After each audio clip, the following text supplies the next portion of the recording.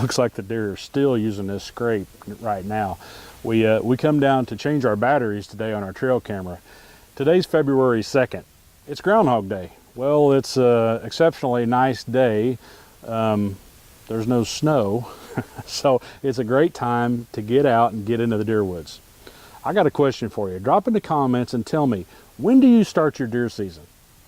Some of us never stop, but you know, since we got a little bit of a warm day, we're going to fight that cabin fever. We're going to get out and try to do a little shed hunting today. Guys, if you haven't already, don't forget to subscribe and ring that bell. When you ring the bell, you're going to get a notification on your mobile device that, hey, we've dropped a new video. Honestly, this is an awesome archery community, and it just wouldn't be the same without you. Now let's get into the video.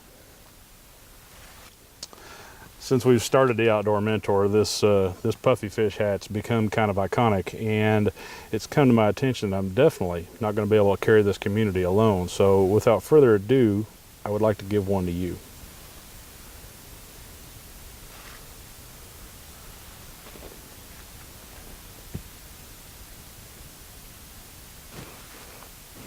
Man, look at this deer trail. You can really tell that the deer have been using this trail right here a lot. When I'm out looking for sheds, I know that when the snow's been on, like it has been, that deer are looking for things that are green. So I can look around and see these green briars and see that they've really been nipping the tops off of them. Also tells me this is a heavily trafficked area. They're using this trail all the time.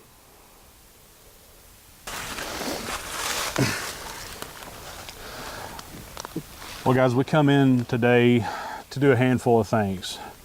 One, we wanted to change the batteries and the cards on our cameras. But two, we're scouting. Every time we enter the woods, we're scouting. We're learning something new every time we go to the woods. Now, back to the cell cameras. My wife, Amy, welcome to the channel, by the way. We haven't formally done that. Thank you. You're kind of the trail cam queen and take control of that. So for the last few years, you've been running cameras year-round. What have you learned, and why do you like to run cameras year-round? I like getting the notifications on my phone, seeing what's happening.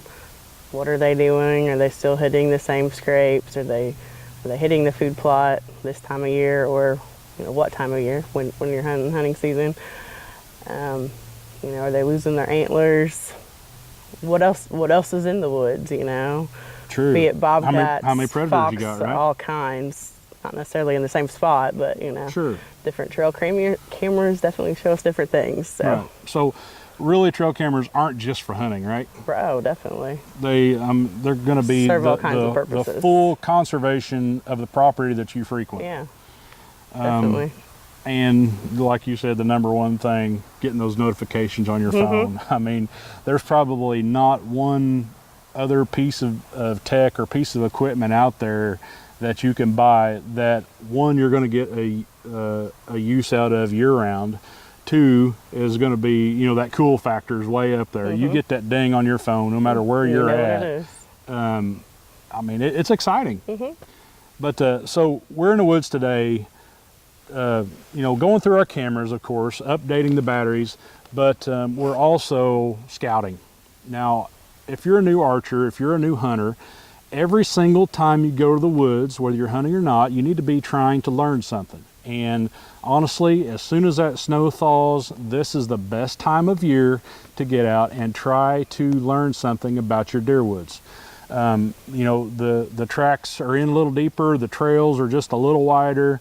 You can see for a longer distance, you can think about what deer are doing, because the trails that they're using now are the same trails that they're going to use year-round. And what you want to do based on what they're doing when hunting season rolls around. Sure. And that goes along with everything from stand approach to stand location. Definitely. Stand location, man. We've got a handful of stands that really didn't work out this year because we kind of went against what we knew. Yeah. Man, it sure would be nice to kill a deer right there, but if the deer aren't right there, they're over here. Right. It kind of makes things a lot more difficult. So use everything in your repertoire to go ahead and try to, you like that word? did. Yeah, that's a big word. Oh yeah. I don't use it Throwing a very little often. French in there. Yeah, why not? But yeah, let's see what we've got today. Let's do a short little walk around, and hey, we might even find a few sheds. We hope so. Yep. So I'm come into my bedding area now. Like I said, it's Groundhog Day, but this is probably the only time of year that I'll actually come into a bedding area, you know, unless I'm tracking a deer. There's a handful of reasons for that. Number one is I don't want to spook game ever. All right. But right now I'm kind of taking inventory of what I got. I'm looking around, you know, over my whole property, and I want to know what's going on. And a good way to do that is to enter the bedding area. So right here we've got a nice little rub. Okay, the thickest part of the bedding area is behind me. My neighbor has a food plot right over here behind the camera. And as I look around, I've got 1, 2, 3. Okay, there's a half a dozen rubs just right here in a 12 foot by 12 foot square. That tells me a handful of things.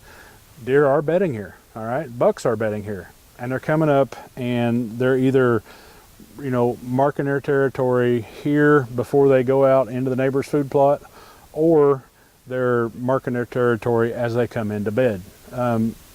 With the given trails, heavy trails that I've got in and out here, tells me that I've got a lot of deer activity. So when you're shed hunting, make sure that you're looking at all aspects of, you know, the whitetail's environment, what he's doing, what path he's taken, and how you can cut him off when it comes time.